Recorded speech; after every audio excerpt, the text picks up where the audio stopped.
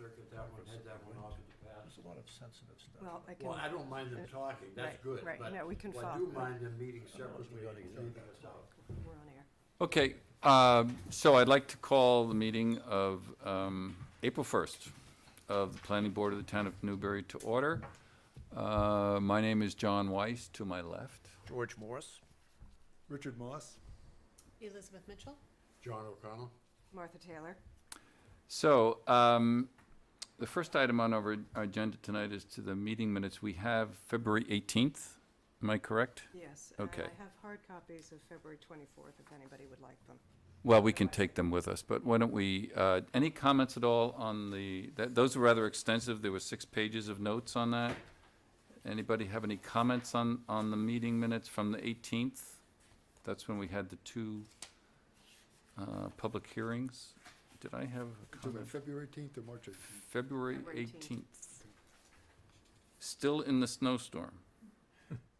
Only question I had, Martha, was in our findings, one of them was that the board is to be provided with a copy of the approved septic plan. Have we gotten that yet? Not yet, okay. So does anybody have any comments on these meeting minutes? I don't. You don't? Any, may put a motion to approve? So move. Second? All those in favor? Aye. Aye. Thank you very much. Okay, liaison reports. The Board of Selectmen met last night, but I guess you have that on here anyway, but you want to go over some other issues? Yeah, the main topic of the conversation last night, it was a joint meeting with the Finance Committee, and they did go through override questions that will be placed on the ballot. Mhm. Oh, but and wait a then minute, you have to tell everybody the most important news yeah, that's the most- on. well, That's Tra- on. and Tracy went through the budget for FY16, and the most important news for us is that finally we are going to be getting an assistant 10 hours a week. So that is huge. 10 hours a week. Well, that's better than. Yeah. It's Oh, better no, than, and it's so evident that that we really need that in terms of the workload that you've been under for the past 2 or 3 months. So I'm really so happy that we finally got that. And so that's just great news. Yeah, It really so is. that was, and Eric Svahn gave a presentation on the Municipal Building Committee, and I've got that. This is a revised agenda, and I have that later as an item that I'll report on. Okay. And then also the issue about the solar, and we'll report on Yeah, that we'll separately report as on well. that, Yeah. MVPC, we met 2 weeks ago. Yeah, 2 weeks ago. Ed Becker, who some of you know from the Greenbelt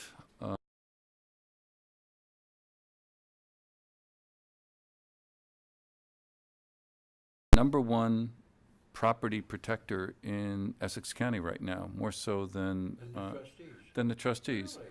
75% of all, this has all been recent, Yeah. because they've been very aggressive lately. And in the 75% of all property protected in the last 10 years has been done by the Essex Greenbelt Alliance. I'll be darned. That's pretty good. That is good. And- More power to them. And they have a goal of 10,000 acres to preserve over the next 10 years. They're very happy with the work that we've done in terms of our OSRD, and they use that as an example, talking to the other towns that were there.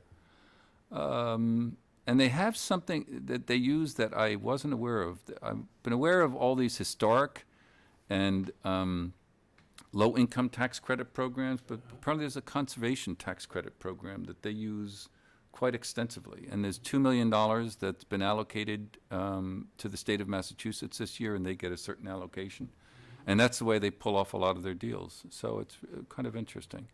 So Ed, I didn't realize Ed has been there for 25 years. He looks kind of young, but anyway, they did talk also at MVPC, that MS4 meeting. Was that this morning, John? Did you go? The MS4, yes. How was that? Was it Oh, good? it was fine. It was, well, actually, it was better than fine. We had Fred Sivian there, who is Oh. DEP's Right. coordinator, stormwater coordinator with the EPA for this project. And he explained very well a number of things that I personally was driven nuts by. and now they make sense. He was explaining why EPA has done the things they've done and why they don't do the things that you would think any reasonable person would do. But there's reasons for it. So I personally got a lot out of it. Was it well attended by other towns? Probably, it's spotty. Newburyport wasn't there, Amesbury, no. Boxford showed up for the first time. Andover, Newbury, we had 3 of us were there.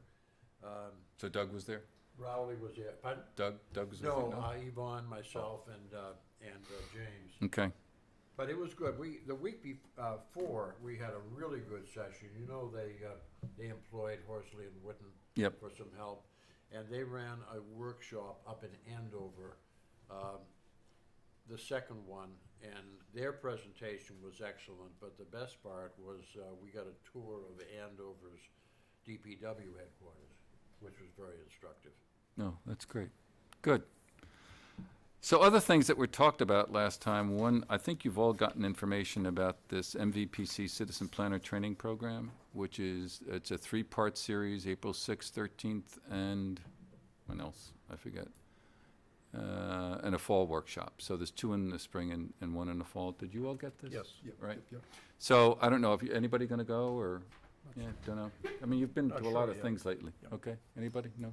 Maybe Okay. fall. They're promoting it because apparently they haven't had a lot of response as of right now, so that's that.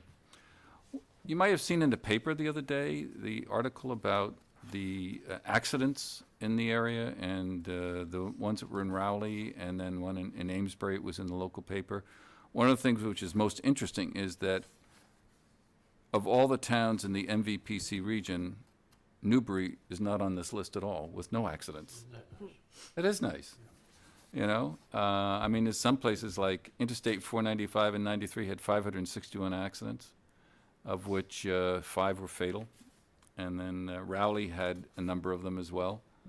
And so anyway, so we didn't have any accidents, so it was good. One other thing on transportation, the current 5-year plan for transportation improvements in the region calls for $30 million of investments in like local kind of projects. And the Baker administration is increasing that by nearly $6 million over the next 5 years. So it's going to go from 30.2 million to 5.8 million. To 35.9, an increase of 5.8 million. Okay. Now, is that the one that Tony is involved? Yes, that's Yeah, Tony's. James politic Tony some to get the Byfield Main Street Bridge over the Parker Oh. River on that. That really, really, Oh, that's really good. needs help. Pardon? That's good. That's good that you. Yeah, and, I don't know. anybody else? Anything else that he's been politicking on? So I know about that. No, he just told me that. He and I rode together. He told me that on the way home. Okay. I don't think there was anything else, but I'm not sure. Okay. That's the one on Main Street. It's on Main Street, where Main Street crosses the Parker River. Yeah.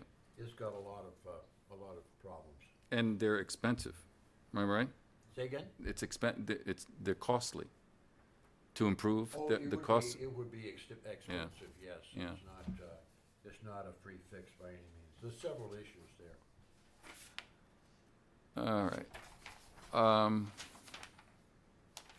Okay, I think that's all for MVPC. Concom, John? No, we haven't met since we met last. Okay. But just out of curiosity, you're taking Triton up when? Pardon me? When is Triton on your agenda? On 2 weeks from yesterday. Okay, The third Tuesday. okay. And ZBA? No action. No action. Okay. All right, we still have a couple of minutes. So on ongoing old business, on Caldwell Farm, I sent a note to Cliff Irons, who's the liaison for the Caldwell Farm is it HOA? HOA. And in order for us to rekindle this, the trail that we worked on quite a bit last year, and then it kind of went dormant over the winter, and we do have a meeting where Martha and I will go on April the 14th, early in the morning, and so we'll see if we can start that up again, so that's good news. And then the municipal building update? You have some stuff on that? Well, I could start that, or else we could do that after. Why don't we, is there anything else, what would be easier? The hazard mitigation plan update instead of Yeah, that? that's really just a brief and kind of a follow-up on what you noted. Our hazard mitigation team, which consists of the fire chief, police chief, Doug, Sam, Deb, Rogers, and I, met on Monday with Joe Cosgrove. They've completed the update of the hazard mitigation plan, submitted it to MEMA. Doug did have some good comments, adding some information regarding the MRBA efforts on erosion control and discussing that, sand nourishment, and a couple of other things. And so it will go through the MEMA process, get written comments back. I think it also goes to FEMA in that process, and ultimately will come back and need to be approved by the Board of Selectmen, and then it will be active. So, thing I've never been understanding of, is this a region-wide plan where everyone has their own local piece, or is, how is it It's both, and finally? actually, it's on, if you all want, I can send you the link to the MVPC webpage that it's on. There's regional discussion about the issues that we have here, and then it's broken down sort of community by community. I think there are 14 communities participating, and there's sort of a description of what the hazards are, things like our emergency shelter locations, areas that are at risk, a matrix of actions, and then kind of an action plan at the end of it, recommendations of things that we should be doing. So are they broadly throughout the town, or are they focused on Plum Island? I'm They're just throughout the curious. town. I mean, we've got a number of issues. We've certainly got the coastal issues, but we do have, wildfires, winter storms is a big one, and I didn't know we had any winter storms. even earthquakes. Earthquakes, wow. Um, We've joined the 21st century. You know, did I tell you, when I was reading, I went to the library a couple of years ago, and I found these old histories of Newbury. And from like 1635 to 1735, there were like 35 earthquakes. There was I couldn't speak to that number, but there was an enormous earthquake that would have had most of Beacon Hill on the ground Yeah. now. Yeah. Fortunately, there were no brick buildings in New That's right. England, so nothing fell down, but chimneys toppled. Yeah. It was about 20 miles east of Cape Ann. In What the year was that? Early 1700s. Early, yeah. Yeah, and I it think was so, yeah. a big one. We don't have many here, but when we have them, they are. So I was they are surprised, significant. yeah. Okay, it's 7:15, and we need to read this, right? Yes. Yes. Well, not we. Not we, Front and center. Yeah, that goes down to Richard. not we. Thanks. Okay, I'm reading here for notice of public hearing notice for the Town of Newbury Planning Board.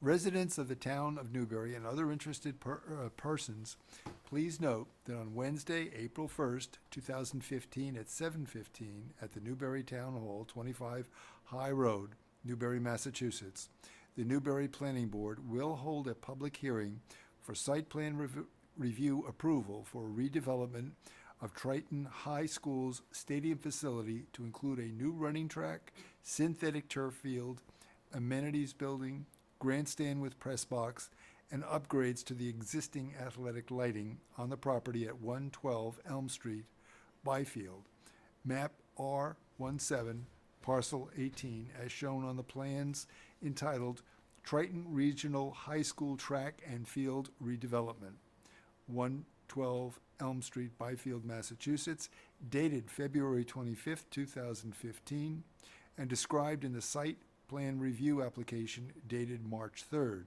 2015, and supporting documents as prepared by Gale Associates, Incorporated, for the Triton Regional School District. The application is on file for review during regular business hours with the town clerk and in the planning office, 25 High Road, Newbury, Mass. For more information, contact the planning board office at 978-465-0862, extension 312.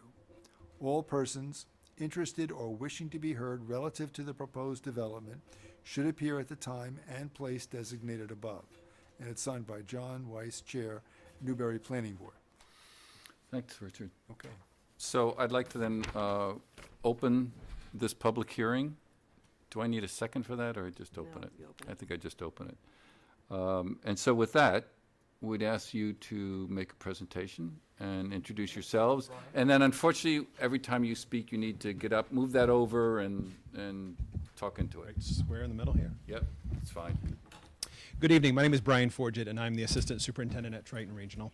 I'm not going to speak a lot because I can't speak to the technical piece of the remodel. But as you mentioned, we are looking to redevelop the entire stadium at the Triton Middle School High School campus.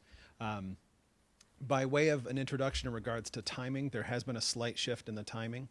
This has been in the process for a solid 3 years. The intention originally was to raise monies privately.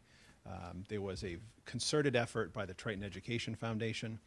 Unfortunately, they came up short, and it's just, it was a bigger nut to crack than they anticipated. There is now a $600,000 donation from the Institution for Savings, as well as some gate receipts monies. As the Triton Education Foundation was coming to the realization they weren't going to be able to raise the monies, the committee did agree to take that back on, realizing that it was a necessity. We now have a track that we haven't run on since 2011 competitively. The field, if it rains once, we're off it for a couple days. The bleachers have now been condemned, unfortunately. So it was deemed absolutely necessary. It was expanded significantly to put in synthetic turf, to put in amenities building, and as Bill has spoken previously, and now I think we'll expand upon the need for an amenities building with the changes in the plumbing code to put new seating in, implicates more plumbing fixtures. So it developed into a larger project than initially anticipated. The plan was to, at this point, sitting here on April 1st, to have the bids out on the street in the central register and collecting bids. You may or may not have heard, as Martha was talking about last night, I know the town of Newbury took up the budget discussion. It was a challenging, I think to say the least, year to deal with the budget for the operating budget for the district.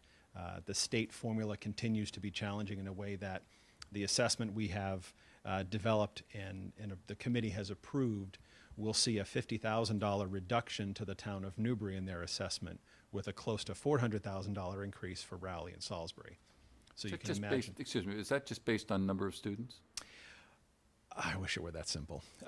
It's based on, the state formula basically says every town has to pay its minimum local contribution, which is a formula, a number that the state decides looking at with the Department of Revenue, which is basically takes into account equalized valuation of the properties. It takes in median income and then enrollment. So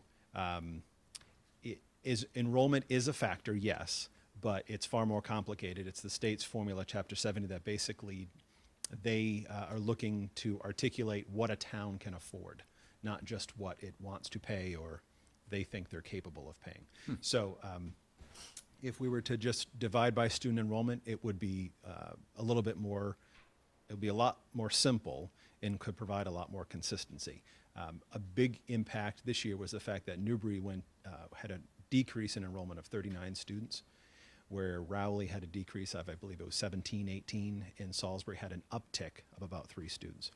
So we as a district, like most non-urban areas, are decreasing in enrollment.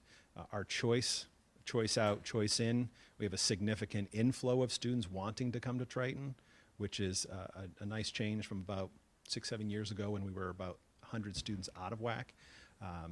The reality is it's just population is shrinking. So that's playing with the formulas.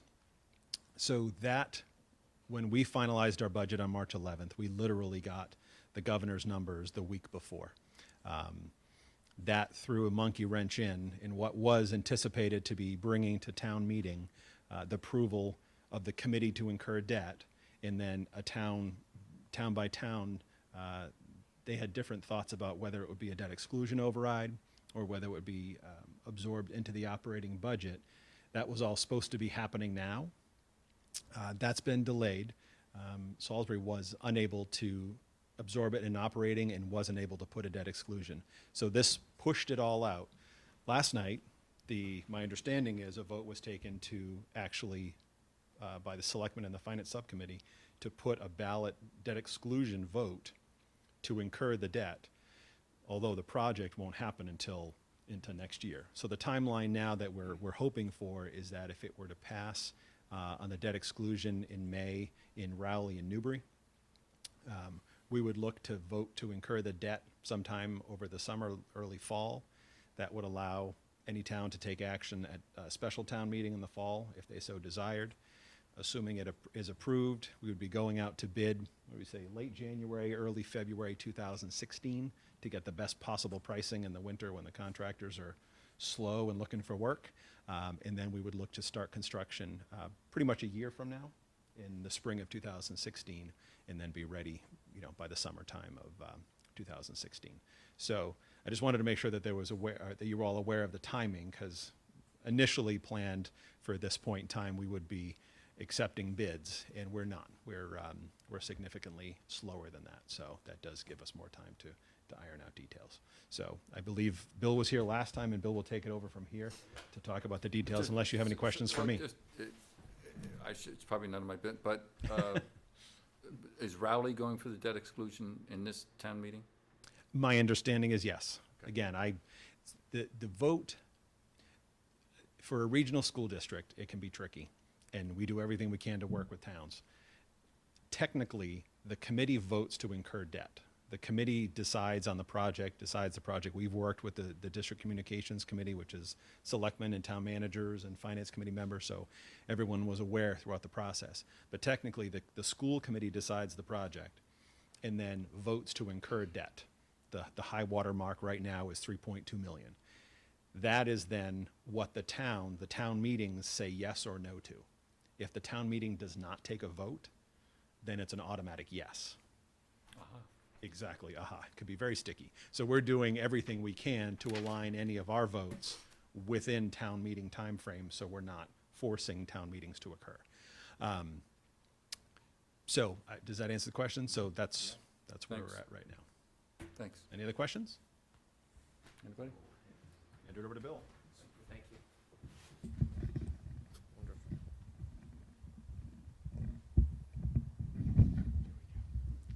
Good evening. I'm Bill Seymour. I'm the Director of Civil Engineering for Gale. We met with you several weeks ago and gave you a quick overview of the project. We'll go into perhaps a little bit more detail tonight. We are seeking site plan review, site plan approval for the redevelopment of the stadium at Triton Regional High School. By way of reminder, the existing track is very narrow. It's a bit of an archaic design that lends itself to American football, but really not to other sports such as soccer and lacrosse, particularly women's lacrosse, in that it doesn't have the requisite width to do so.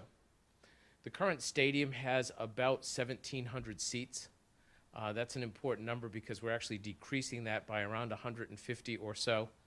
They are arrayed both on the, looking for my north arrow, and I don't see Oh, where it is. that's your north. Yeah, on the north side and the south side.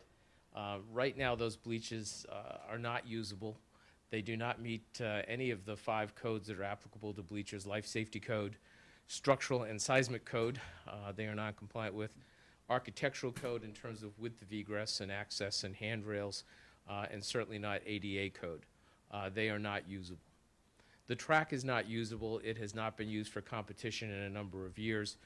It has no surface. It has heavily cracked. The asphalt has shrunken over time. It's outlived its useful life, and it's not a viable facility today. The field, in addition to being narrow for many of the intended sports, also doesn't have, the use of the field at the stadium is artificially constrained at this point. It can't support the program that it would otherwise be subjected to in terms of maintaining a standard quality of turf. The soils are very, very heavy, marine clays in the root zone mix. They're poorly underdrained. They're not free draining, readily compacted, and it takes a good deal of effort. They are fertilized twice a year. There is pH adjustment every year. There is pesticide control to the extent that the testing dictates that it's necessary on an annual basis. They're aerated, they're overseeded, and they still don't support the program that they're intended to support. There are 4 light poles. They are an older version of Musco athletic lighting. They are not compliant with dark sky policy, the Dark Sky Organization initiative. There are no restrooms at the facility. As Brian pointed out, they do not meet current plumbing code as it relates to places of spectator assembly and seating, and we'll talk about that in a little bit. Finally, the track I failed to mention is a 6-lane track. About 60% of the events in a track meet are conducted on the straightaway. All of your heats and semis in the 100, all of your heats and semis in the hurdles, in the 110 hurdles, and a lot of your races that are run on the oval are started with 6 abreast in this case, when it could be 8 abreast. One of the changes that we're proposing, which I'll go over, is to remain with a 6-lane oval, but go to an 8-lane straightaway. I didn't set the conditions very well. To the north, the facility is bounded by an area of critical environmental concern, a marsh. To the west, it is bounded by other athletic facilities. To the south, it's bounded by the school, and to the east, it's bounded by forest. We don't have direct residential abutters on the stadium itself. Any questions on the prevailing site conditions? No. Okay. Very quickly, obviously this is part of our filing, but this is a portrayal of the various environmental constraints that bear on the parcel. There is a jurisdictional bordering vegetated wetlands that was flagged last October by our subconsultant LEC, who also did the characterization of the wetlands and did soil transects. This is the 100-foot jurisdictional buffer associated with that delineation. The site also is associated with a perennial stream, and the 200 riverfront buffer associated with that is shown in pink. We do impinge on the riverfront area, which has been previously disturbed, so it is a redevelopment categorized. We'll go through that obviously with the conservation folks. We are proposing to redevelop 2 to 3% of the entire riverfront area in the outer riparian zone. And again, we'll cover that in 2 weeks with the conservation folks. There is a 100-year floodplain that's reflected in blue. The proposed development is out of the 100-year floodplain with the exception of one of the proposed new light standards that just backs up to it. But in terms of earthwork, in terms of program, we are out of the 100-year floodplain. There is an area of critical environmental concern associated with the marsh, the boundaries of which are reflected in orange here. And again, we have one portion of the project that bumps up against it but doesn't encroach on it. The only aspect of the redevelopment that is actually in the ACEC are the 2 existing drainage outfalls which we are proposing to reutilize. That's a quick summary of the environmental constraints bearing on the parcel. Any questions on that? Well, I've still never really fully understood how this new system somehow has lesser impact. So I wonder if you could go over We'll talk about that. because that'd be helpful. Sure. Well, let's deal with it right now. The way the drainage system works is synthetic turf, although it's modeled as an impervious area for purposes of a DEP-approved methodology for modeling synthetic turf, is modeled as being impervious. And then we model the underlying stone base as a pond. The stormwater gets to that pond very quickly. The turf itself will drain, as opposed to your current field, which is running off superficially to a very large extent. The synthetic turf drains to approximately 15, 16 inches per hour. It drains very, very quickly, which is why you pitch the field much less than the natural grass field is pitched today. You want to get a pitch on a natural grass field of about a 1.5% to 2%. On this field, we're proposing to pitch it at 0.5%, and it really wouldn't care if it were bowl-shaped. It drains vertically as opposed to laterally. There's an outlet. I'll go right to the drain. Well, yeah, I'll do that. I'll come back to the layout plan for what's proposed. But there are outlet control structures in the field that require the stormwater, once it passes, Those are the ones that are there now. the outlets are here. Right. The outlet control structures are new. Those are proposed. And what those do is they allow the stormwater to queue up in a dynamic stone base. Underlying the field is a highly processed stone base that has 0 to 2% fines, material passing the 200 sieve. It has a 35% void ratio as a result. So in a 12-inch stone base, you could capture and store 3 inches of stormwater without discharging a drop. That's the volume that's created by virtue of that stone. The outlet control, and that doesn't count the laterals and the collectors. So we can accommodate a 3-inch storm without it recharging a drop or without discharging a drop. So the stormwater passes through the synthetic turf substrate and it hits an outlet control structure prior to the 2 discharge points so that it queues back up into the system. You're using the system as a significant infiltration system. It maximizes groundwater recharge. It delays the peak runoff flow to the design points, and it reduces the total flow at those design points below the existing condition. That's how it works. The materials have been demonstrated to be inert. The polyethylene is the same that's in your water bottle. Is that a plastic bottle or a glass bottle? Plastic. Yeah. It's the same polymer. And under field conditions, the chrome rubber and the sand have been shown to have no leachate potential. So today, you're fertilizing your field twice a year, introducing phosphorus and nitrogen. The root zone, based on the demands that the field is carrying, is broken down every fall, and the runoff is running laterally, carrying a sediment burden in the direction of the wetlands, or at least through the surface drainage system to these outfalls. You're doing pH adjustment. You're doing aeration, which results in further sedimentation flow through the drainage system to the outfalls. You're using small equipment every week to cut the grass and stripe the fields. That goes away. You're withdrawing groundwater for purposes of irrigation to the tune of between 400,000 and 500,000 gallons a year. That goes away. So there's no phosphorus, there's no nitrogen, there's no sedimentation, there's no pH adjustment. There's no PAHs as the result of small engine operations except for the 4 times, 5 times that you groom it a year, which is a much different order of magnitude effort than cutting it at least once a week. And there's no groundwater withdrawal for purposes of irrigation. That's how it represents a betterment.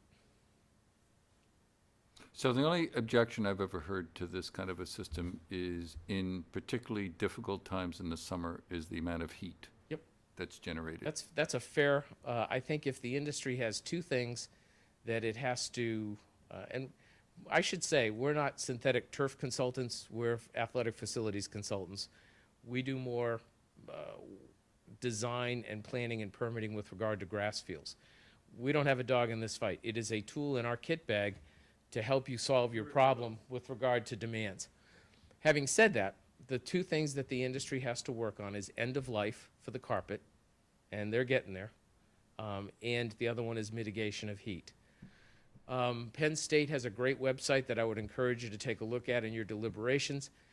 It talks about the heat issue in very good detail with very good science. There are some things that you can do to mitigate the heat if you experience a need to do so, such as evaporative cooling. We haven't gotten to the point where we're authoring the specification for the infill system, but there are some infills that reputedly result in lower heat impacts than the conventional tire, crumb, and sand. They tend to be very expensive. They tend not to work totally. But I think it's interesting. This will be the 175th infill synthetic turf field that we've done since the development of that product in the late 90s. We did the first in Massachusetts, and we've done a bunch.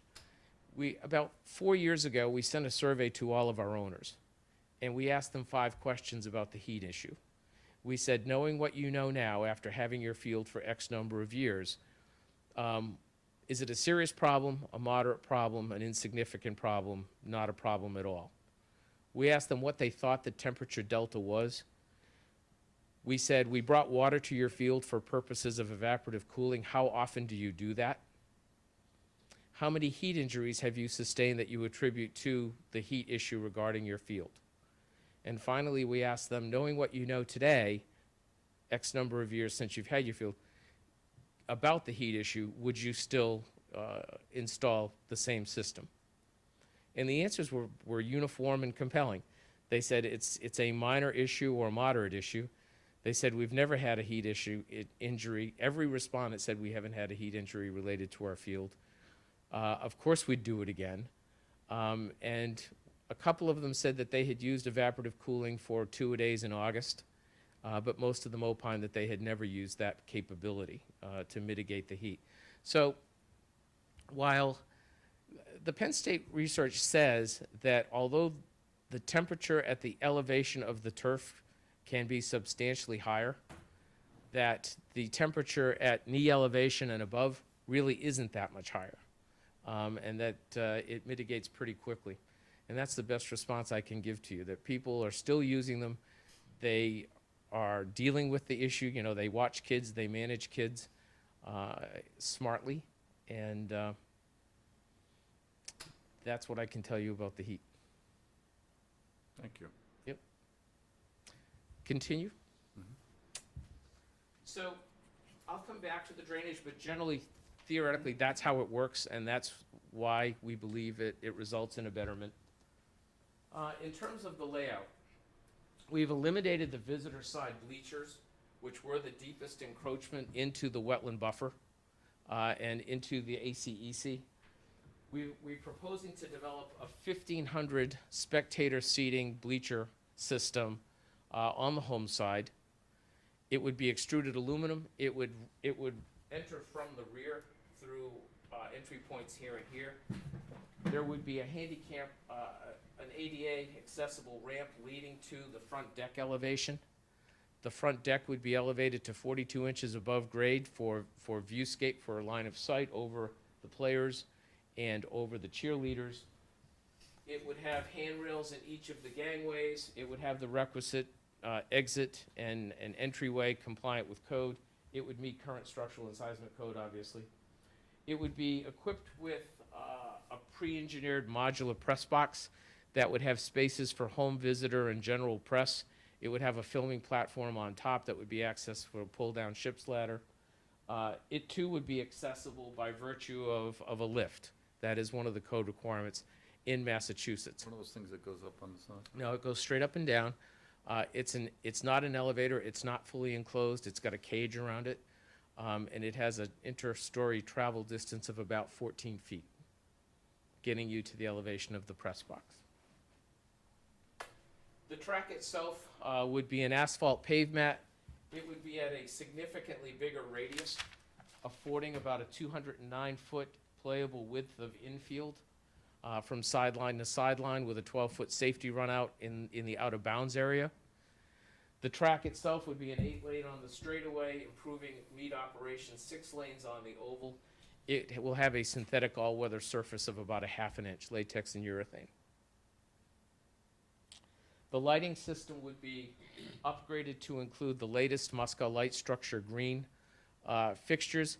It would improve the degree of illumination. It would be 50-foot candles all over the field. It would be more uniform. It would take about half the number of fixtures and reduce your energy cost by about half as a result, because all of that light would be focused on the field and preserve the dark sky interests and mitigate off-site impacts of the lighting. There's two sets of fencing. One would be a 4-foot vinyl-clad chain link fence that is a pedestrian control fence that circumscribes the track. Obviously, there's emergency vehicle access gates, there's maintenance access gates, and there's pedestrian gates. There's also an outside fence that goes from here to here and from here to here to facilitate paid admission and security of the facility and non-operational hours. The field, the D areas. Unlike today, one of the increases in impervious area is the construction of what we call D areas. It's the area behind the goal mouth area and inside radius of the track. It would be paved, it would be surfaced to match the track at both ends, and it would accommodate field events. In this case, it would be a duplicate long jump and triple jump, allowing men and women or long jumpers and triple jumpers to train concurrently. During meet operations, it allows you to account for wind and sun angle. And in this D area would be your high jump area, 50-foot by 100-foot rectangle for high jump.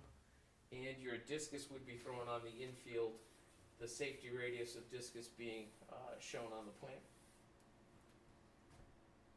Outside of the oval would be the field event venue for shot put.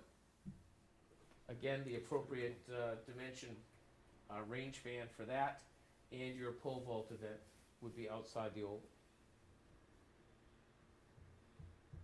The field itself will be a long pile, sand and rubber infilled, polyethylene fiber, synthetic turf by one of the 3 or 4 industry leaders.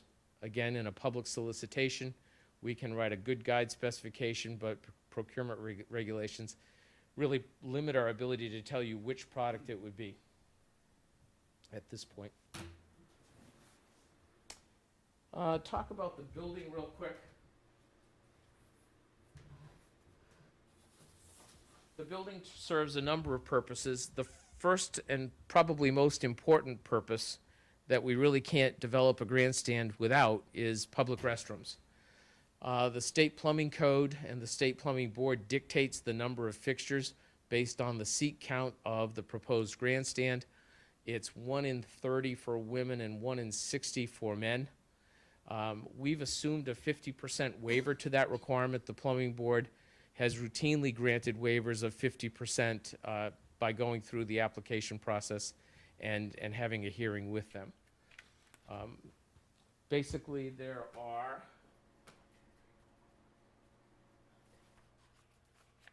14 women's fixtures, 1, 2, 3, 4, 5, 6, 7 men's fixtures in the building.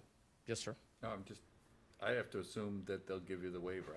I We've- don't know if that's right or wrong. We've petitioned the board for waivers on behalf of probably a dozen Massachusetts municipalities in the last couple years, and we've not been denied a 50% waiver.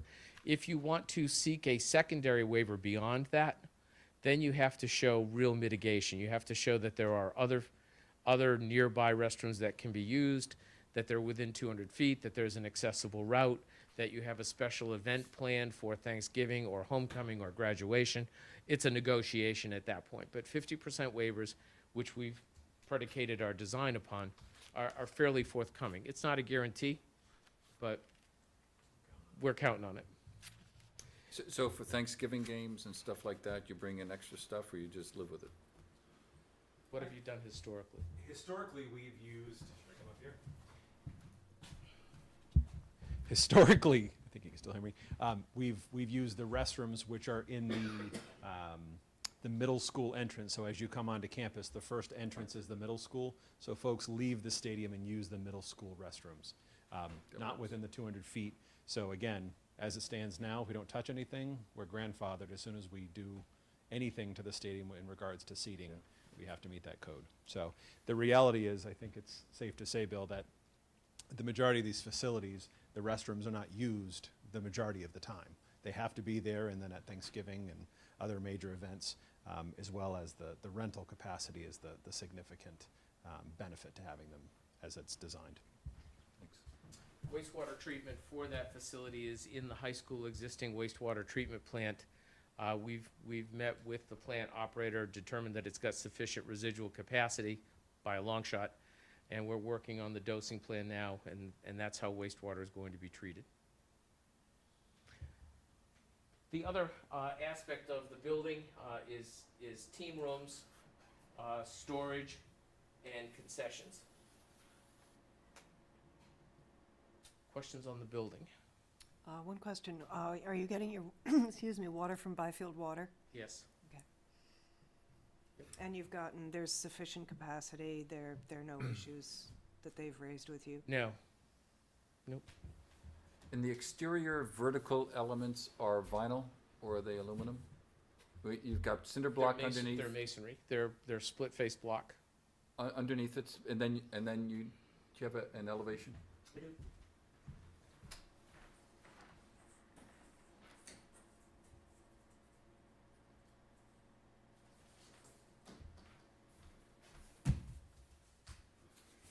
was hoping you wouldn't take me there, but you did.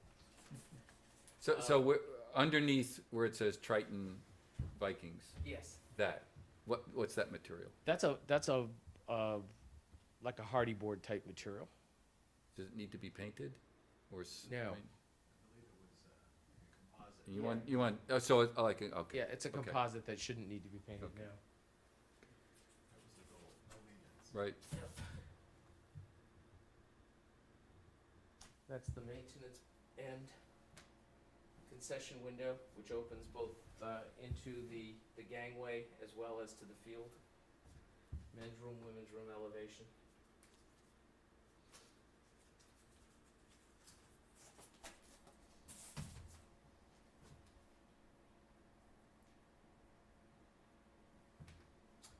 Ticket kiosk, entryway.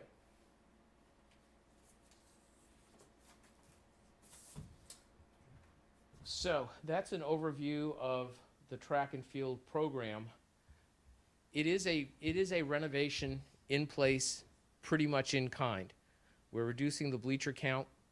We're putting in restrooms because we need to. We're replacing the track and adding a couple lanes. We're adding paved D areas to accommodate the turf. We're replacing the grass field with a synthetic field. We're upgrading and improving upon the lights. Questions? Could you talk about how traffic will be handled during construction?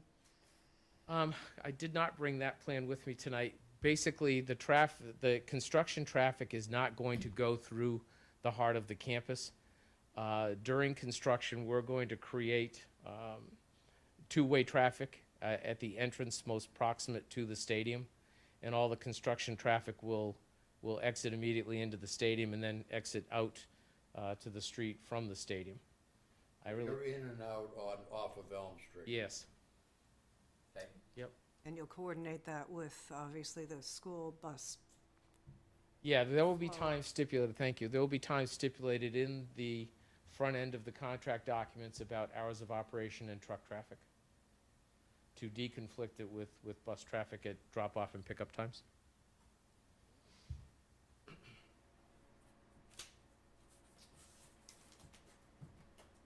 We've touched on drainage. There are 5 catchment areas, and there are basically 2 design points. And the catchment areas are, we've divided this half of the field as 1, as 2. There's one here, 3, there's one here, 4, and there's one here that's catchment area 5. The 2 main catchment areas are the field and the track. They drained today to these 2 discharge points here and here. And we are retaining those discharge points. We don't feel that we'll have to modify them at all. They're in good condition. Again, we are installing flow control structures here and here that again will charge the field with stormwater to within about 8 inches of the surface elevation before they discharge stormwater at an appreciable rate to the 2 discharge points. We've modeled that in HydroCAD using a methodology that DEP has approved on a number of fields. And what we've demonstrated quantifiably is that in the 210 and 100-year storm, we are reducing the peak rate of off-site flow. There's a bit of an increase in volume given how conservative we've been in the recharge assumptions that we've made. It works really well. I think it's a general improvement on the drainage performance of the site. What you see in pink is existing. What you see in blue is proposed. And that water, which is now coming off of a synthetic track and a synthetic, oh, is it a synthetic track now? It is a synthetic surface track. It is now, but there's not much left. Right now, it's pretty well bare But asphalt. you do have a grass field, so I'm just, so that doesn't need any kind of extra treatment when it's going into the ACEC? No, in fact, the stone base that the stormwater passes through is about 12 to 18 inches thick. Yep. And that really acts as a sand filter, let alone the carpet itself that it passes through. You're looking at me, John? Yeah, what do you think? Did I agree with what he's saying? Yeah. Yeah. I'm good with it. So, anything else on drainage? And again, these are just the catchment areas, and they look very much like they are today. Our intent was to, because it's a renovation in place, was to replicate the overall drainage performance of the site as it is today. This is the pre-development catchment, and that's the post-development catchment, and as you can see, they're very comparable. Subject to your questions, that's my presentation for this evening. Okay, let's go on, Richard? Yeah, you've had a chance, I've had a chance too, to look over that report, that's second opinion from our consulting engineer. Yes. Is there anything in there that, if it went through, would begin to materially affect your ability to finance this project? No. No. No, I've reviewed, we received the letter yesterday. It's very thorough. I've reviewed it in detail, and I can address any one of the comments tonight to the extent that you want to do that. There really are two main concerns. One is with regard to the stormwater quality treatment train for the removal of TSS. And to some extent, he's commenting as if it were parking lot runoff. And in which case, particularly with an introduction to the ACEC, you need to demonstrate quantifiably 90% TSS removal. Historically, synthetic turf field and track runoff has been treated as clean runoff, as you would treat a roof runoff. Very, very little burden, TSS burden in that runoff stream. He has gone, because he's not done consulting related to a synthetic turf field, he has consulted with DEP and asked the question, how do I handle the TSS removal issue related to this field? We've spoken with DEP, and we're pretty confident that he will be given an interpretation that this runoff, that TSS removal is not an issue with this runoff. The second, so that's really one family of issues that he raises. The second family of issues that he raises has to do with the same treatment train for the stormwater as it relates to the higher performance standard related to the ACEC release. If issue number one goes away, issue number two also goes away. One follows from the other. And we're confident that we'll get a favorable opinion. If not, to go to the heart of your question, we would have to devise a methodology of capturing that stormwater before it enters that recharge infiltration system, which is the size of the field effectively, and go through a TSS removal process. I'm not sure what we're removing. There's no volatiles, there's no oils, there's no asbestos. There's none of that you would typically associate with TSS removal. He raises a couple other questions that are good revisions that we will respond to in writing. The other question that he asks is groundwater separation. We did 5 test pits and some borings.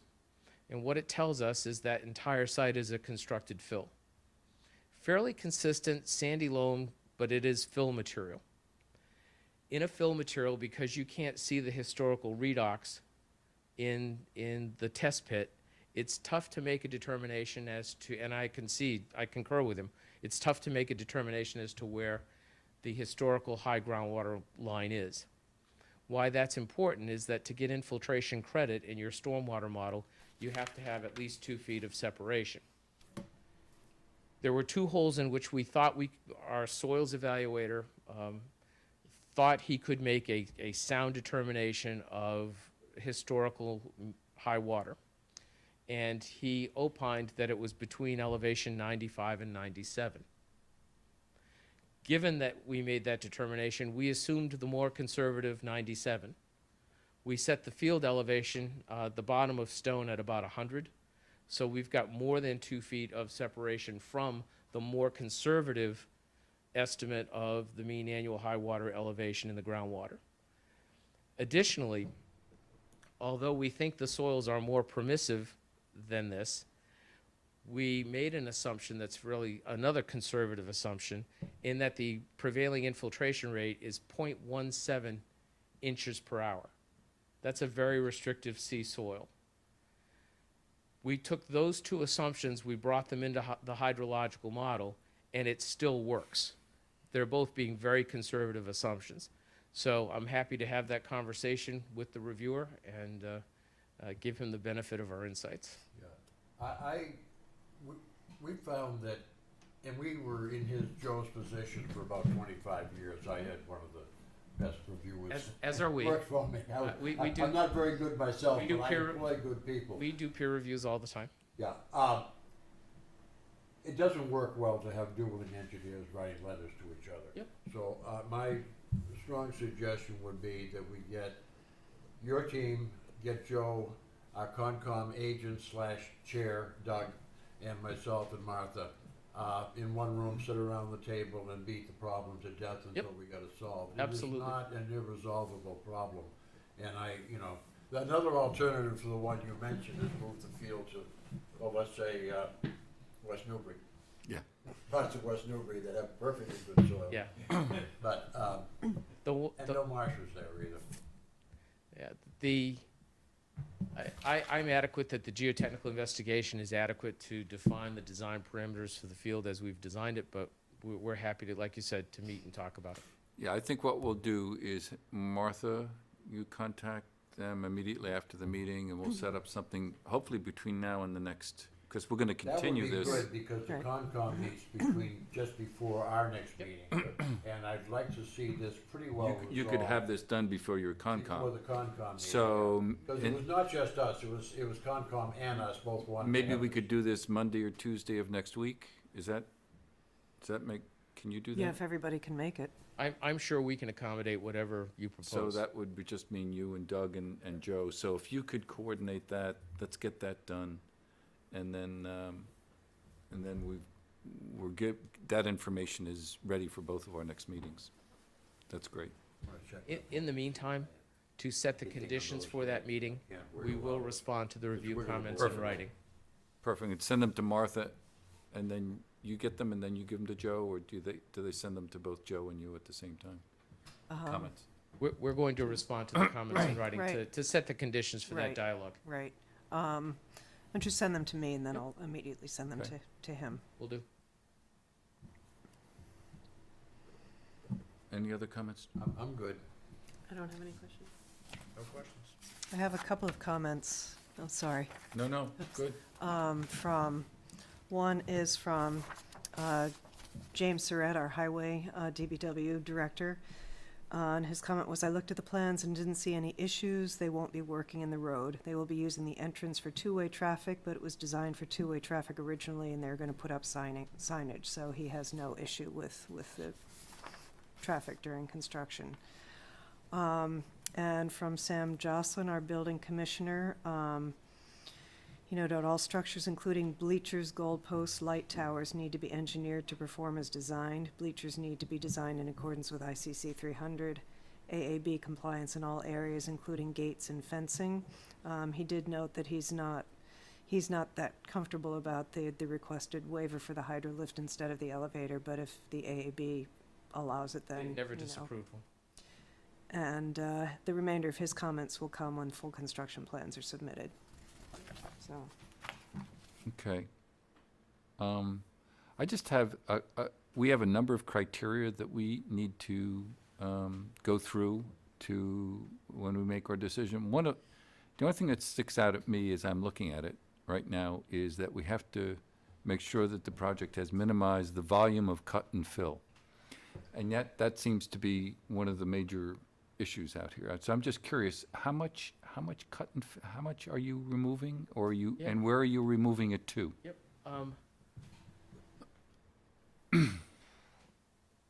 I can't speak to where we're removing it to, because really that is at the discretion of the site contractor, who is required to remove it and dispose of it legally. Mm.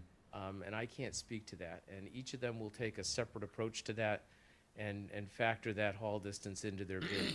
And we really don't want to, unless the town wanted this material, and I don't think they do, it's not real good quality root zone material.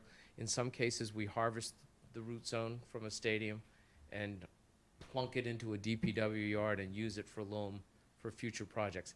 I'm not sure you want to do that. It's an option. Mm-hmm.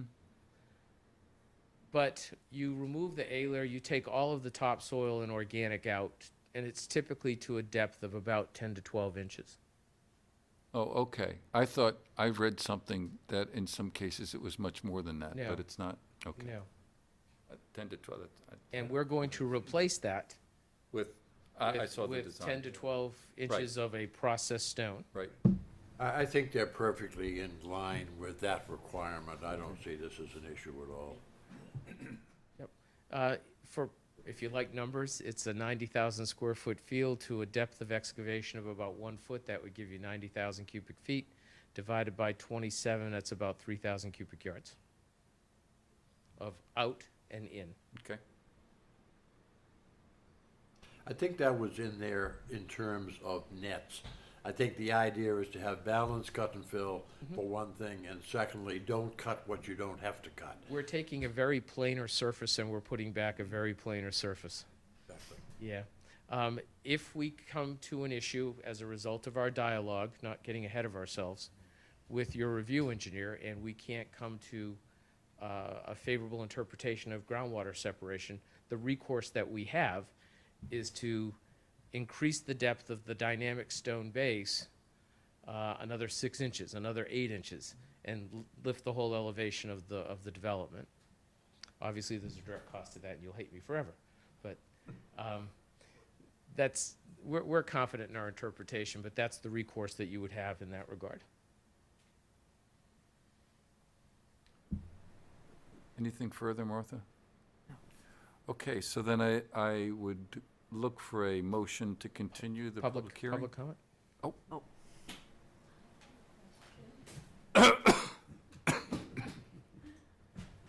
Excuse me. My name is Carla Moss, and I'm at 118 Caldwell Farm. I have only one concern. First of all, I'm for whatever the school needs, but the noise level, and I don't know, Doug told me it wasn't appropriate to discuss it at the COMCOM meeting, so I just want to bring it up here. You If mean it- if it's a- football noise? It's not the football, it's not the crowd, it's not the band, it's the drums and the loudspeaker. I mean, even with you shut the windows and I have to wear earphones, and I know it's already there. My big concern, and I've already spoken with this gentleman, and he said that they're gonna get a better sound system that's clearer so it won't have to be louder. But my one concern was, we're gonna build this big, beautiful, expensive stadium, and then we're gonna rent it out. And that's just what I heard you say, and it's kind of like right now in the fall, you get it maybe 3 nights a week. When it's during the day, it's not a problem, and it's not even the crowd, it's really not the band, and I don't care if they run around the track 24 hours a day, 7 days a week, or if they have football games 7 days a week. It's the loudspeaker and the drums, to the point you can't sleep. I have to put on headphones. So I guess what I'm a little concerned about is, what are you gonna do with this rental? I mean, the last thing I wanna hear is rock bands. I mean, right now, the football game, it pretty much ends at 9 o'clock.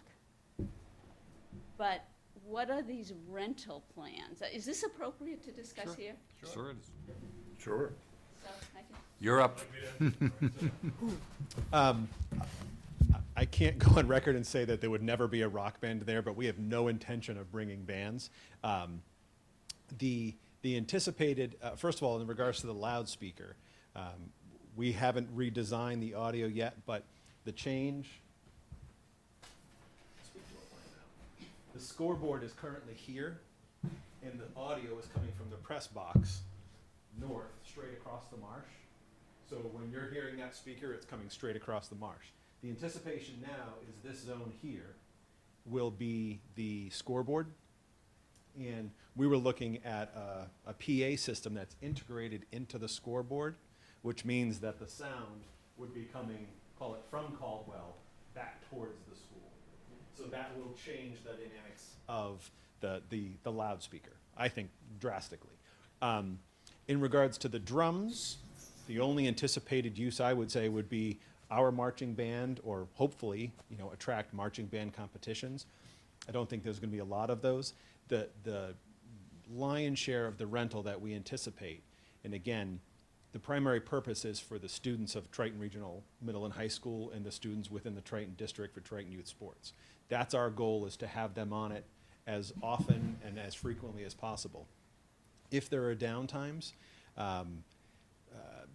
whether it's Seacoast United or Eastern Bay Lacrosse League or all these other leagues, we anticipate that it's the soccer, lacrosse, Pop Warner football that would be using it. When we say rental, I'm thinking athletics rental. Youth sports. And clubs, in youth club sports. So that's the anticipation as far as what I can speak to in regards to the intention of rentals.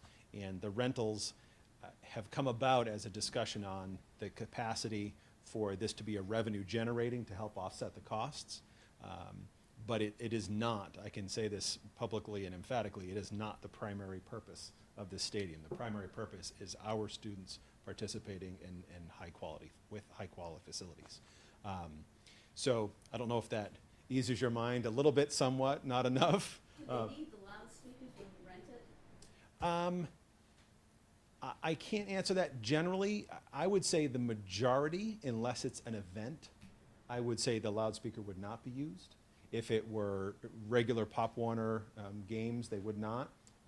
There would certainly be times when they would be using the loudspeaker, absolutely.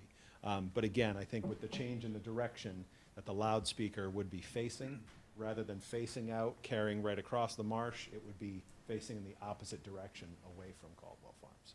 So I think, my guess, from an engineering perspective, I'm not an engineer, but I would think that would provide significant improvement, significant. And then the question is, I can't answer the drums. Is there any way you could have an acoustical engineer take a look at that, or is that?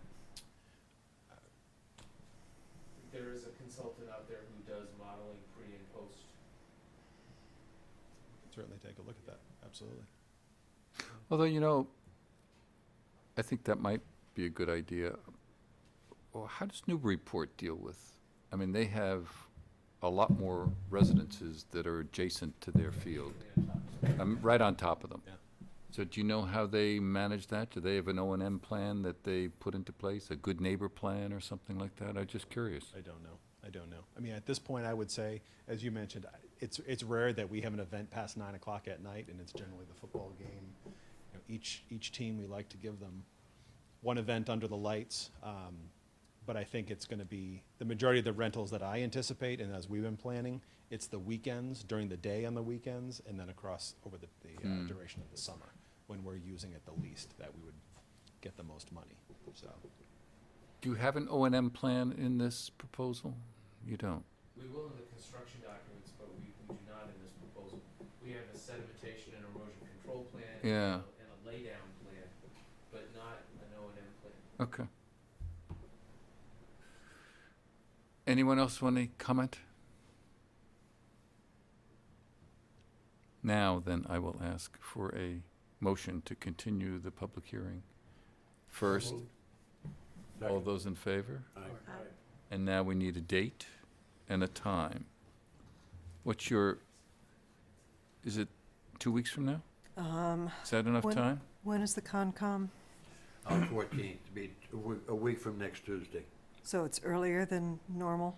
No, it's, wait a second, Because the 21st would be the third Tuesday, the 3rd, I think. 21st, if it's, that, it will be the 21st then, Oh, yes. so then why don't we not do it on the 15th? We should. Yeah, I think it would make sense to do on it the after. 29th. I think so, yeah.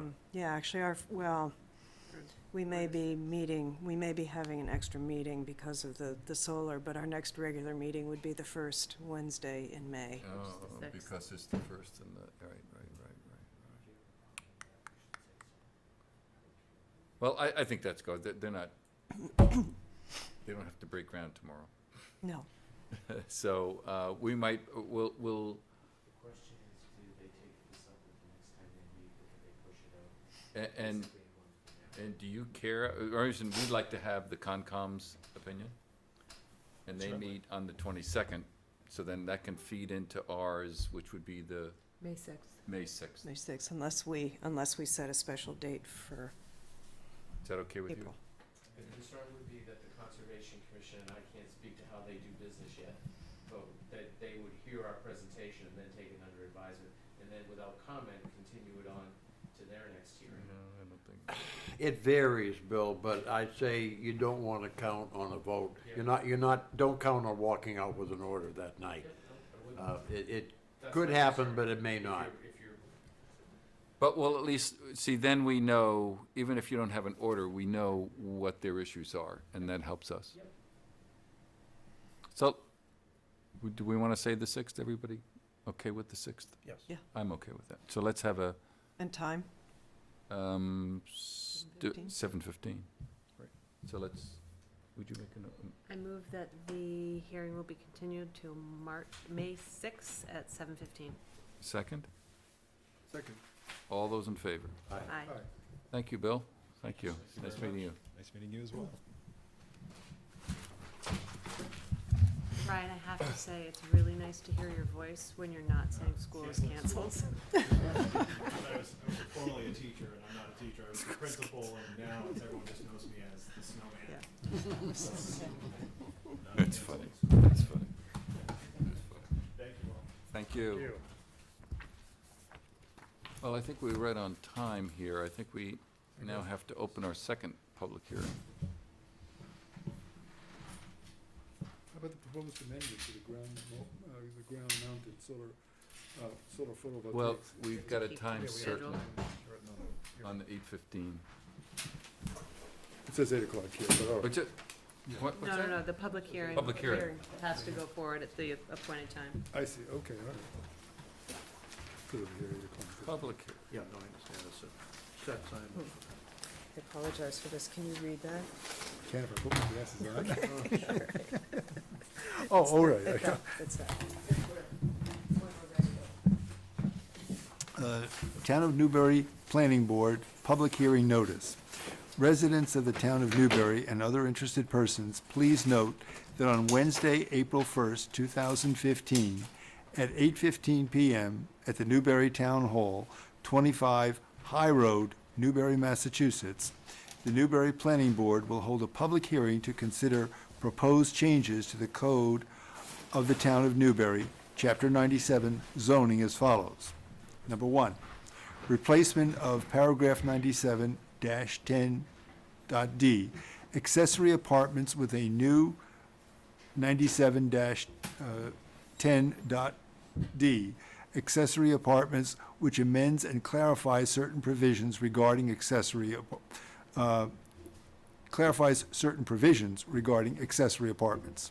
Number 2, amendments to 97-11D, written definitions to revise the definition of alteration and floor area gross, and to add a definition for suspended basement. 3, amendment to 97-6, dimensional regulations, paragraph A1, to change the word yards to setbacks and the word bylaws to bylaws. One is non-capitalized, one is capitalized. And 4, amendment to 97-10A, non-conforming uses, paragraph 1A, to add the words abandoned and before the words not used, and to add commas in certain locations. The text of these proposed amendments are on file with the town clerk and in the planning department, 25 High Road, Newbury, Mass., and may be inspected there during normal business hours. For more information, contact the planning department at 978-465-0862, extension 312. All persons interested or wishing to be heard relative to the proposed zoning amendments should appear at the time and place designated above. And it's signed John Weiss, Chair, Newbury Planning Board. So I was going to make this presentation, and I think the only reason for doing it now really is that people might be watching on television, and so therefore we'll go through it. And he can zoom in. We'll tell Steve that we're ready. He needs to zoom in and pick this up. Okay. Steve? And so I will go through this.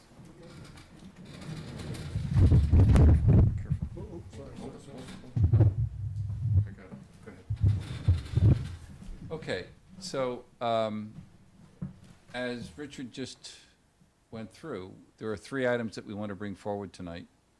The first is the changes that we've made to the accessory apartment bylaw, new and revised definitions within the bylaw itself, which means the zoning code, and also some language changes. With all of these, we have met with the Zoning Board of Appeals and the building commissioner, who really were the people involved, are the people involved with administering the accessory apartments and other things in the zoning code. And so with them giving us this information, it's been very helpful for us to make these changes. So in terms of accessory apartments, and accessory apartments was, as you can see by this first bullet, was approved first of all in 2006 at the special town meeting. And then it was amended in May, Springtown meeting of 2012, and again in the Springtown meeting, May of 2013. And one of the things that has been changed is that the first thing which was allowed was that it was only allowed attached in an existing structure. And as you can see by the second bullet, we're making changes requested by the building commissioner and ZBA to clarify permitting and requirements for both the attached, meaning one in a structure, and a detached accessory apartments. But we are making no proposed changes to the dimensional requirements required either in terms of the size of the structures or the lot size or the setbacks. So in terms of the accessory apartments and its applicability, number 1, accessory apartment to clarify permitting responsibility, as I just indicated, that when a applicant is making a change within a single-family dwelling, that is permitted, or it is the person that they have to go to is the building commissioner. However, if it is in a detached structure, like somewhere on a 60,000 square foot lot, but you want to put a accessory apartment somewhere on it, then you go to the Zoning Board of Appeals, and that is administered through a special permit. There are general requirements also that have been changed within the accessory apartments, outlining the requirements for both, very specific ones, for the ones I just talked about, the attached one within a structure and the detached ones which are in a separate structure. Attached ones outlining requirements specific to the accessory apartments within the single-family structure, and detached ones with the very specific, without going into the details here, about how those are dealt with in terms of detached.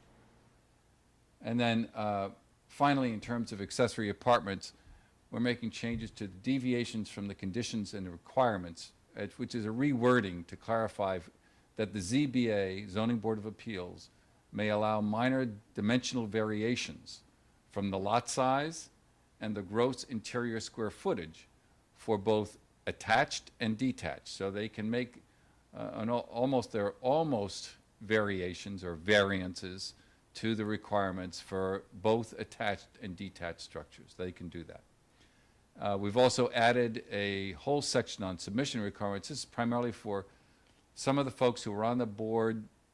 One who's an architect felt that a lot of the submissions really were not clear. They weren't detailed enough, and so we're putting new submission requirements in, especially when they go to the ZBA. And then finally, occupancy requirements are being reinstated. Now, the definitional changes that we're talking about are pretty simple. This is, I'm going to read it through quickly, but the first one is, we have in our definitions in the zoning code, towards the back of the report and of the document, we have a thing called alterations. Now that means when you're a homeowner or you're a property owner, you want to make a change to your structure. Right now, we kind of imply that you can make any kind of change and that it's specific to the structure and to mechanical. And what we've added here in red here is limiting it to minor repairs, and also that require a building permit, and then also that in addition to mechanical changes, we're talking about plumbing, gas, or electrical changes. So that's just in alterations. And in floor area, the gross floor area, again, in the definitional, we've added a whole section here called unfinished attics and suspended basements outside the thermal envelope shall not be counted as gross floor area. And that was because so many people were coming in and trying to weren't sure whether or not those unfinished attics and suspended basements should be included in the gross square footage. And so it's really just the envelope in which people are living. And then that suspended basement, we're saying, is really something no larger than 250 square feet. These are the kind of basement that you'll see them primarily out on Plum Island, where you have structures that have been raised. And so what they're looking for is, well, in a suspended basement, what can you put there legally?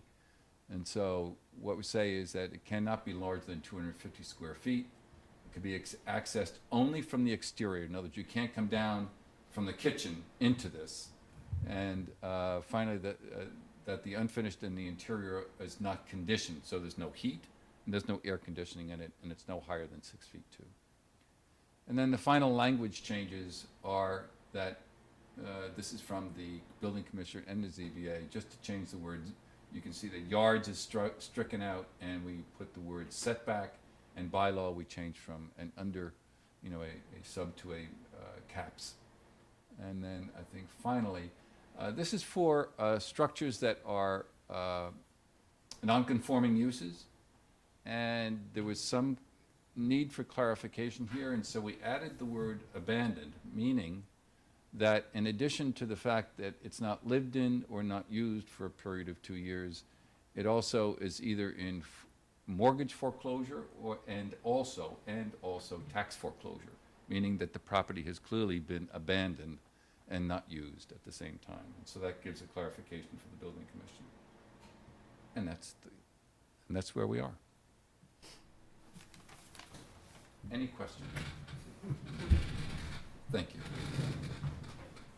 So what do we do with this now? We'll close the public hearing, and then the board needs to take a vote on whether to recommend these for inclusion on the warrant for the Springtown meeting.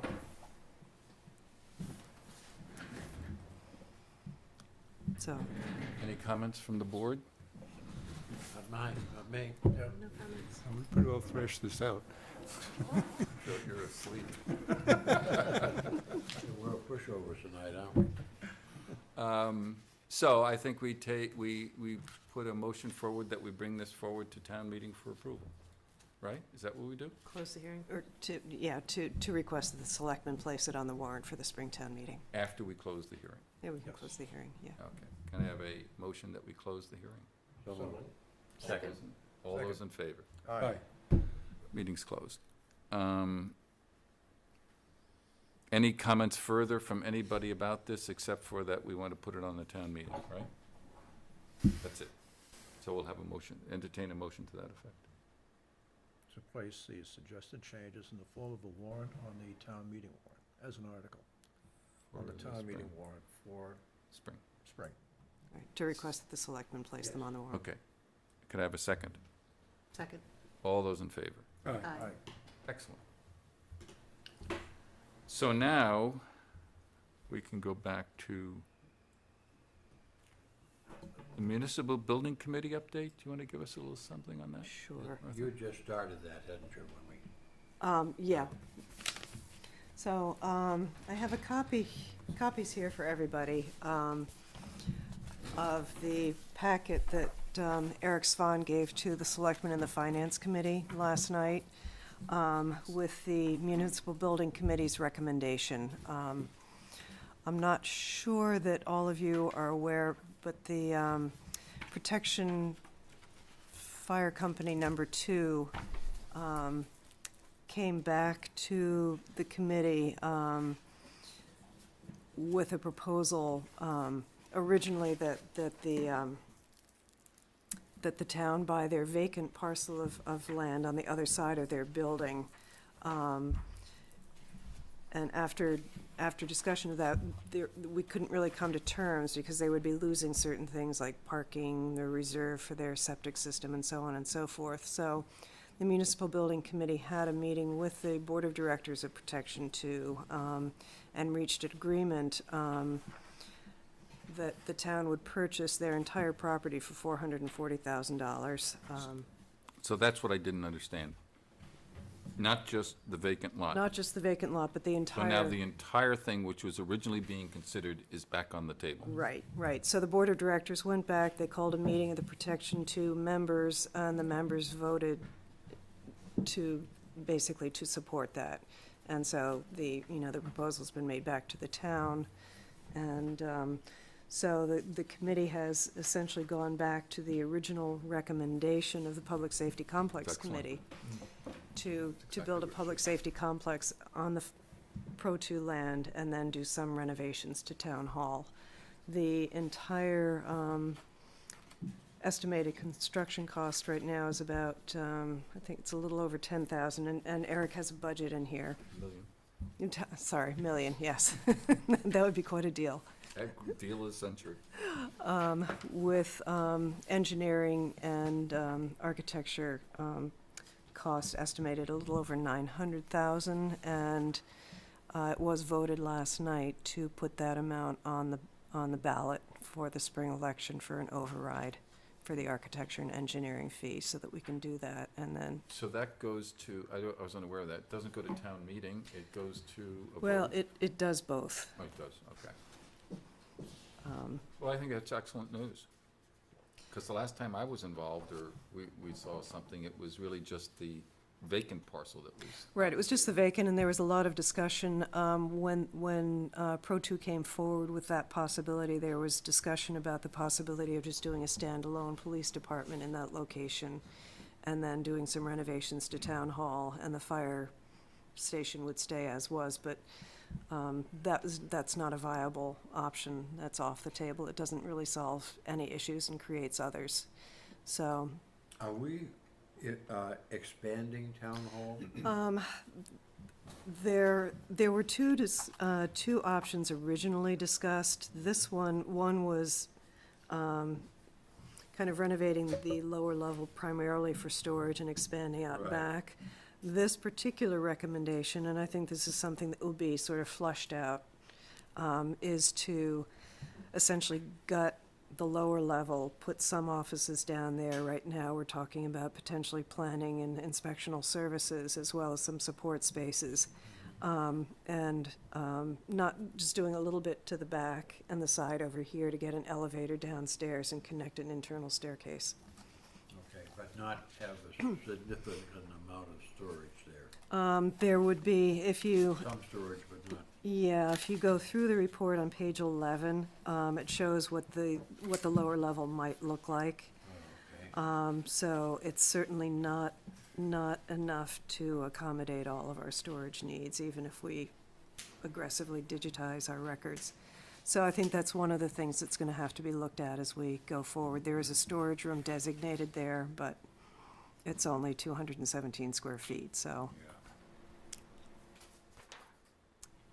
Martha, my Presupposes we don't have to fight off the leaching field anymore, hopefully. Right, Yeah. right. The assumption is that we are tying into Newburyport's sewer system, so that some of those issues It will, will hopefully go away. yeah, they will go away. For yeah. all buildings, right? Fire station will be a town-owned building. It'll be a town-owned building, so as a municipal building, it will also be tied in. Right. And the fire company will rent or lease the building? Basically, we will, we'll be providing the building, they will they will occupy it, and they will continue as a, an independent fire company, but they are, essentially a department of the town. Right.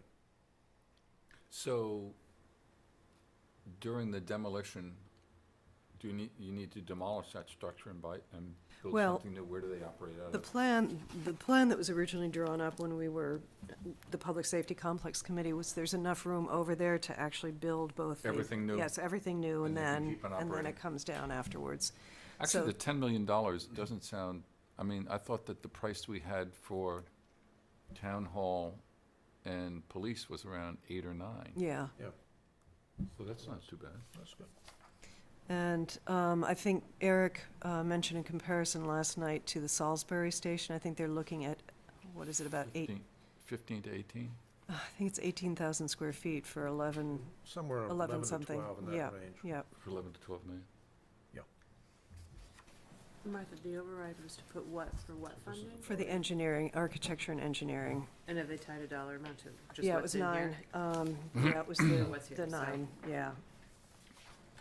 Well, this is good news. 984. Let's just pray it passes. All you people. But it's reached the point, I mean, we know, and if you read the letters in here, both from, the fire, from the police chief and also from Sam, and we know that police is really at a critical level here, and issues keep coming up, they keep having sewer backups, the hot water heater failed last week or the week before. But the fire station also has some significant issues, and. Oh, I didn't know that. Yeah, it does, and so this is something, Well, this is good, you know, with, great news for the town. with fire approaching us, it's something that will be mutually beneficial. Right. Well, thank you for that. Oh, you're welcome. And if you have any questions, anybody on the committee, Eric or I, or anybody will be happy to go over it with you. Great. Now, this is gonna be before, the engineering for this will be, and the purchase will be before town meeting this year? Yes, Okay, the Yeah. construction will be the construction will be later, the yeah. next year? Yeah. presumably, yeah. That's the way it usually works. So Martha, do you have that language that you sent to us regarding the proposed? solar? The ground-mounted solar? Yes. Here, first of all, is just the letter from the selectmen. Just a brief recap. The selectmen did vote last night to refer a zoning change to the planning board for public hearing on changing the special permit granting authority for the 2-acre and above solar installations requiring special permit, to change that from the Board of Selectmen to the Planning Board. And here, first of all, is a copy of the, just a copy of the vote, the motion that was taken. And then what I did this morning was just take Oh, wow. the places in the bylaw where it designates the selectmen as SPGA and change that to planning board. I found 3. I know John pointed out 1, but I think that was actually in the site plan review where the selectmen get, That was in the site plan review? I believe so. But Okay. I'm very happy to have other eyes on this. I've sent this also to town council for review. I looked at it and I can only find 3. Yeah, I could only find 3. If you found 3, there's 3. Screwed up here, we get one more time for this month. Stop. Not been a good month. Okay.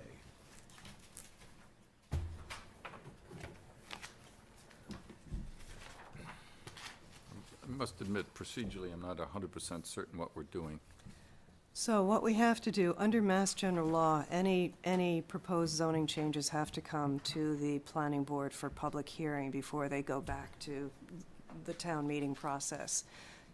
99% of the time, it's the planning board that initiates the change, submits it to the selectmen, and they refer it back from planning. This is different. This is different. They're initiating the change, but it still has to, so they've sent it to the planning board for public hearing. The board will hold the hearing and then do the same thing, vote to recommend it back to them for inclusion on the warrant. Okay. So in your note to us, and I had missed, I just perused it quickly. You said that we needed to have it at a special meeting and not at our 15th meeting, right? Our second meeting in April is too soon. It needs to be advertised at least 14 days Okay. ahead. Got it. So. So the 22nd fits. So the 22nd fits. If we wait until the first meeting in May, that's after they're going to sign the warrant, because they're going to sign the warrant on April 28th. So if the board votes tonight to hold the public hearing on the 22nd, I'd submit the ad to the paper tomorrow. It gets published next week, and we can make that 14-day deadline. Okay. So I wanted to just point out some things of clarification for me and for everyone, is that the Board of Selectmen will continue to be the SPGA for Borrego. Okay. And they will do whatever they need to do with that.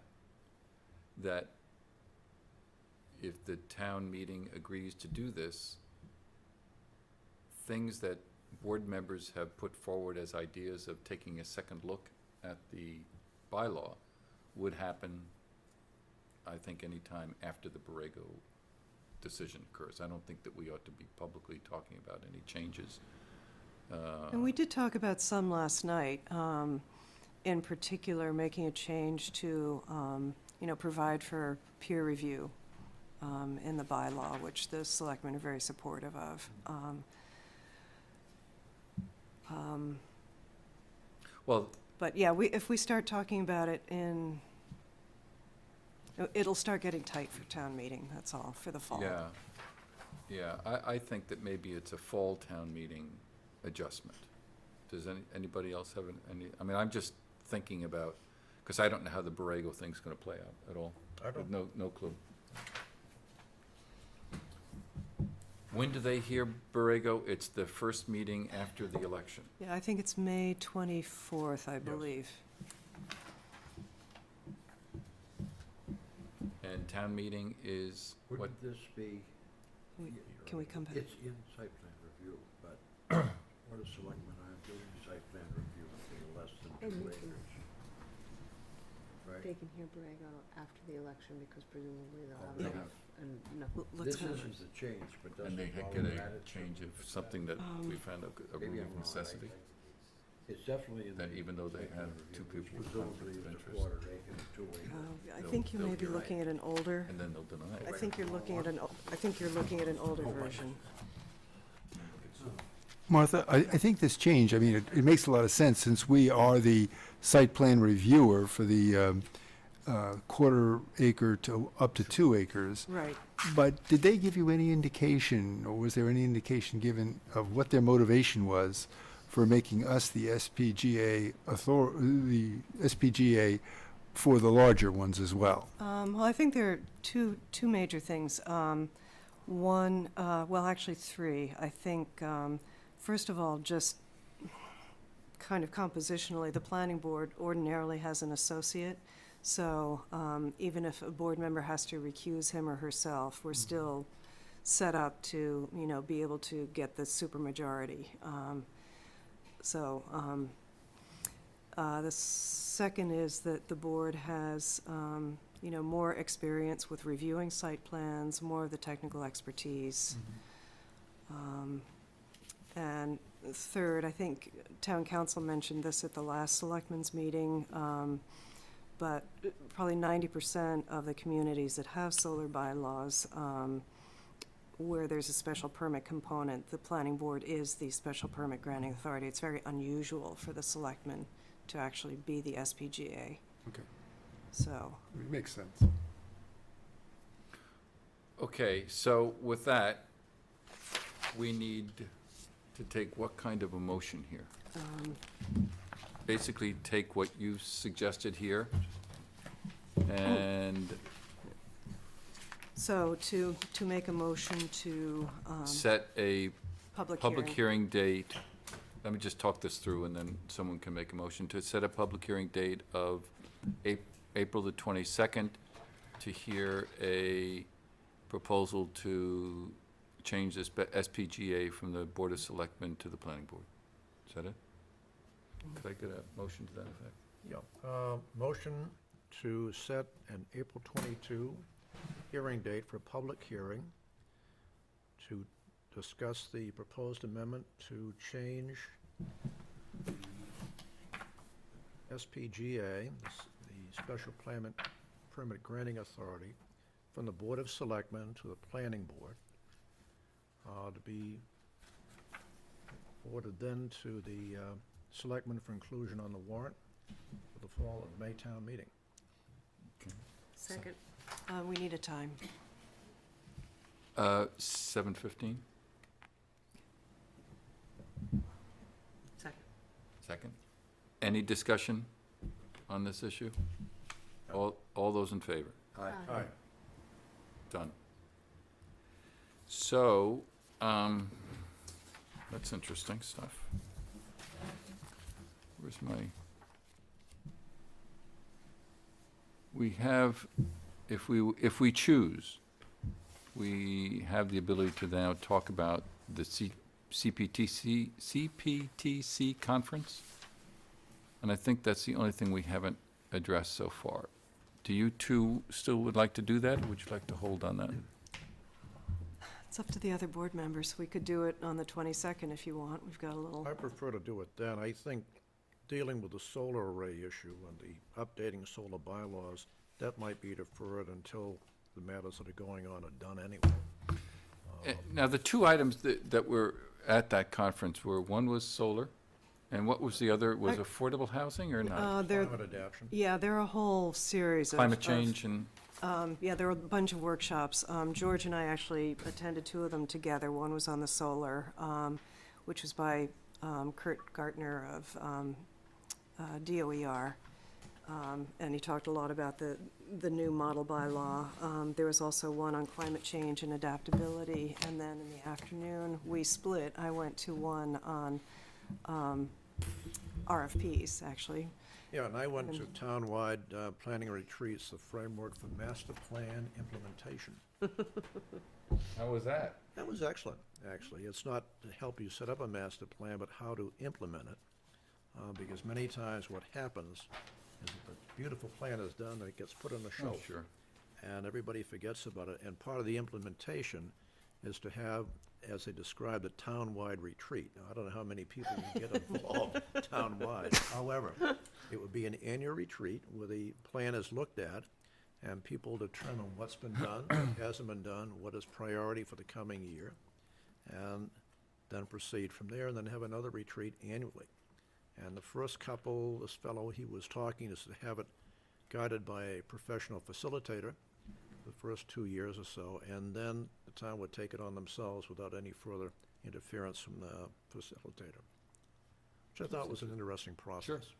That is interesting. All right, so we will delay discussion of this until next time. So with that, I think we've covered all the items. Let me just see. And can I have a motion to adjourn? Motion to adjourn. Second. All those in favor? Aye. Done.